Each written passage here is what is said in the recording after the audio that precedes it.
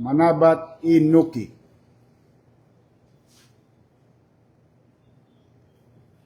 Ito yung guide. Yes, sir. And Albert Manabat Inuki. Shooter. Yes, sir. So, of two of at least minimum three.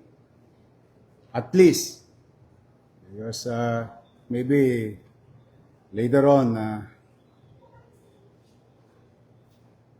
we'll go deeper with this shooting incident.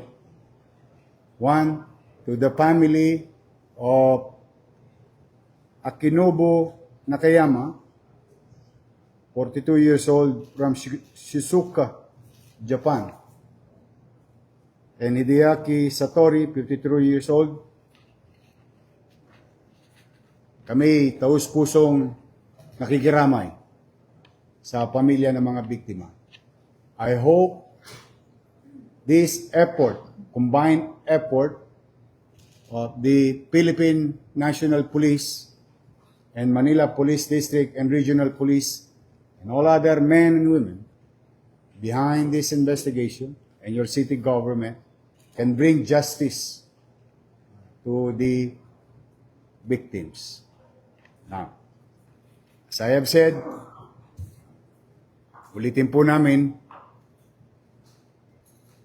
nalulungkot kami na meron pa ring sumusubok sa Maynila. But we guarantee you, no matter what, we will not rest until justice is served. I'll give you to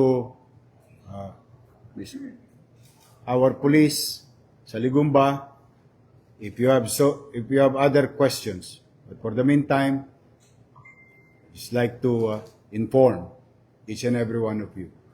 These are the suspects based on investigation, backtracking of all available datas, visual datas made through the investigation.